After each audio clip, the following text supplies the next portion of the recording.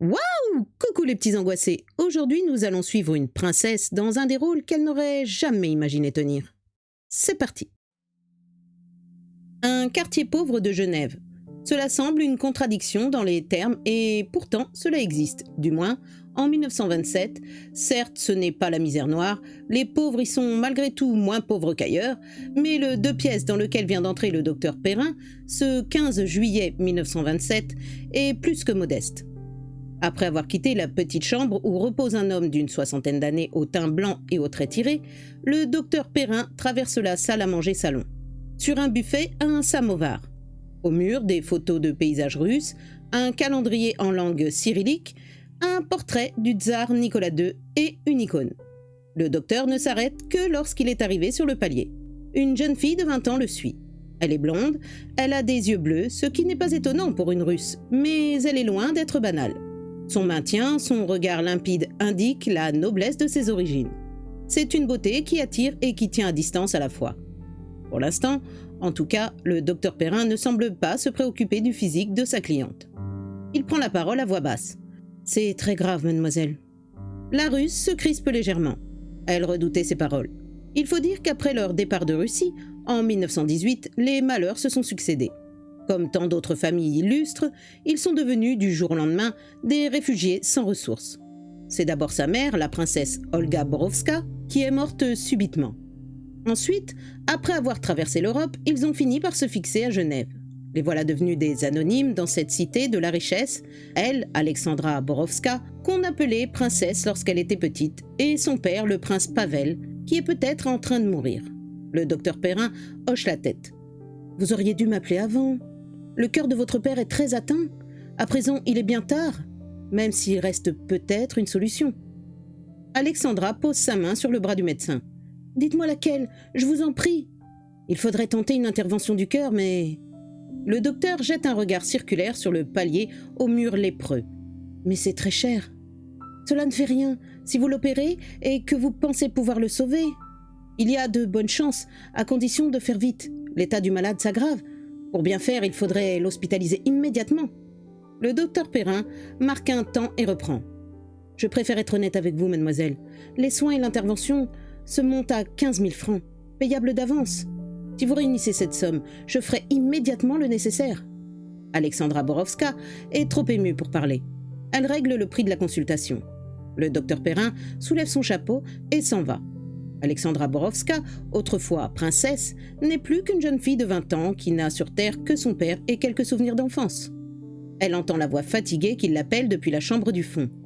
Non, elle ne se laissera pas dépouiller du dernier bien qui lui reste.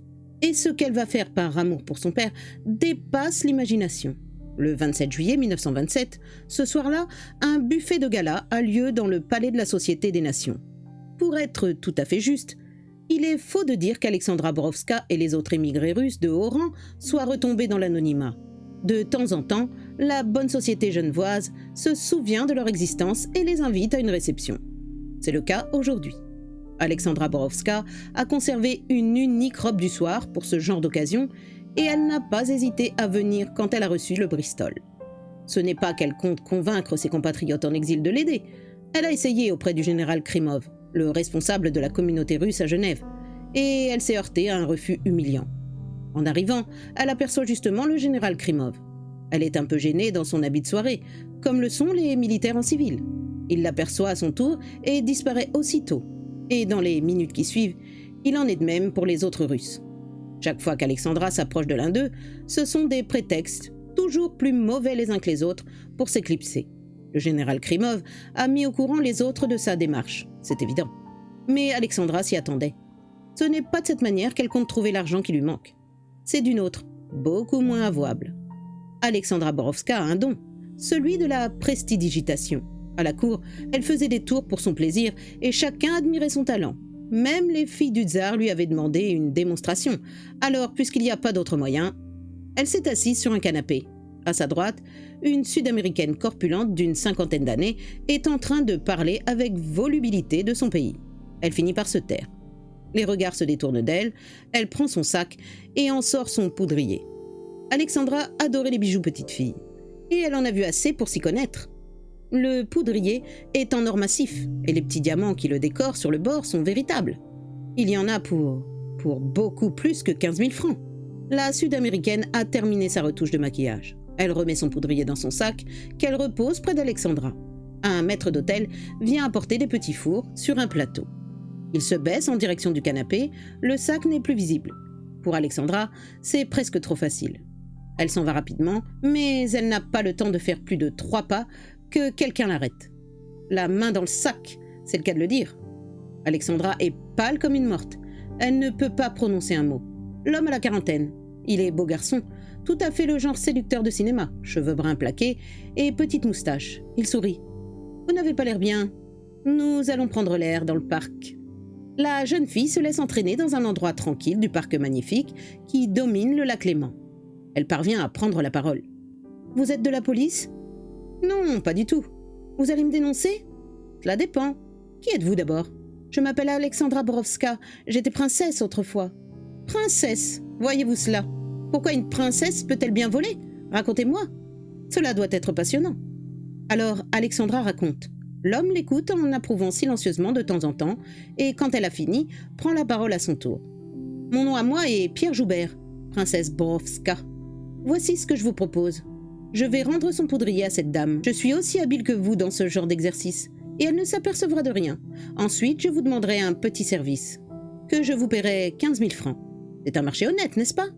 Et de toute façon, je crois que vous n'avez pas le choix. » Alexandra Borowska ne regarde pas son interlocuteur. Elle contemple le lac Léman au loin et un grand jet d'eau illuminé dans la nuit. Elle répond d'une voix sans timbre. « Je n'ai pas le choix. » 1er août 1927. C'est la fête nationale suisse. Dans sa voiture qui roule en direction de Millau, en face de Divonne et de la frontière française, Pierre Joubert a du mal à dissimuler sa joie. Cela faisait des semaines qu'il cherchait une jeune fille de bonne famille, ruinée, et voilà qu'il l'a miraculeusement trouvée. Une princesse russe par-dessus le marché. Pierre Joubert est arrivé à destination, une luxueuse villa de Millau. Il est 12 heures du soir. À l'intérieur, les 24 invités doivent terminer leur dîner. 24 curistes de Divonne tout proche. 24 curistes qui s'ennuient, qui sont cousus d'or et qui ont payé une petite fortune pour ce divertissement hors du commun. En Suisse, la prostitution est interdite et Pierre Joubert a toujours su admirablement s'accommoder de la loi. Sa spécialité à lui, c'est la clientèle de luxe et la police n'aime jamais trop mettre son nez dans des affaires où sont compromis des gens importants. Pierre Joubert entre dans la pièce principale de la villa. Autour d'une table, en fer à cheval, 24 messieurs en habit achèvent leur repas. Un cri de liesse salue son arrivée. Il réclame le silence en levant les bras. « Messieurs, le moment que vous attendez tous est arrivé. Nous allons, comme chaque année à la fête nationale, procéder au tirage de ma loterie personnelle dont le gros lot et le lot unique est une jeune vierge. » Une ovation retentit. Il la fait taire en souriant. « Cette année, j'ai déniché l'oiseau rare, la princesse Alexandra Borowska. Oui, messieurs, une vraie et authentique, qui, il y a 10 ans, faisait partie de la cour de Russie. Elle a vu le tsar et la tsarine, le tsarevitch et même Raspoutine. » Il y a un murmure prolongé. Pierre Joubert poursuit. « Mais aujourd'hui, le vieux père d'Alexandra est malade. Et c'est pour le sauver qu'elle a accepté d'être l'enjeu de notre loterie. » De nouveau, un murmure prolongé. Comme Pierre Joubert l'avait prévu, les malheurs d'Alexandra sont pour ses clients un attrait supplémentaire. Il enchaîne. « Mais ne perdons pas de temps. Voici l'instant. » Il claque dans ses mains et 2 laquais habillés à la française font leur entrée, tenant un immense carton à chapeau qu'il dépose au milieu du fer à cheval. Joubert claque de nouveau ses mains. Alexandra soulève le couvercle et apparaît, au milieu des acclamations. Elle est vêtue d'une robe de mariée somptueuse qui vient d'un grand couturier. Elle tient une gerbe de lys dans ses bras. Alexandra est éblouie par une brusque lumière. Elle entend Pierre Joubert lui dire à voix basse « Souriez, souriez !» Maintenant, elle plonge la main dans un saladier d'argent et elle entend de nouveau Pierre Joubert lui dire entre ses dents « Souriez, nom de Dieu !» Il se met à crier « Le 12 ! Qui est le 12 ?»« Ah, voici le regagnant !» Tout tourne. Alexandra Borowska ne voit rien, n'entend rien et se met en marche comme une automate, se forçant à sourire. 9 août 1927. Il y a beaucoup de monde au cimetière pour suivre l'enterrement du prince Pavel Borowski. Toute la communauté russe en exil de Genève, ou presque, est venue. Pavel Borowski, opéré 5 jours plus tôt dans la clinique du docteur Perrin, n'a pas survécu à l'intervention. Il est mort sur la table d'opération. Le docteur Perrin avait d'ailleurs honnêtement prévenu Alexandra lorsqu'elle était venue lui apporter les 15 000 francs, au lendemain de la fête nationale. « Je ne peux vous garantir absolument le succès, Il y a à peu près 20% d'échecs. 20%. Alexandra, elle, n'a pas gagné à la loterie du sort. Alexandra se tient immobile devant la tombe, tout en noir, après avoir été 9 jours plus tôt, tout en blanc. Elle a fait tout cela pour rien. Le prix de la honte, du dégoût n'a servi à rien. La cérémonie s'achève. Dans ses prières, le pope parle en russe de la volonté de Dieu. Pourquoi pas? Mais elle est si difficile à comprendre. Voilà, c'est la fin de cette histoire. Tout ce qu'aura fait la pauvre Alexandra n'aura servi à rien, hélas. Ou si, mais uniquement à la salir. À bientôt les petits angoissés.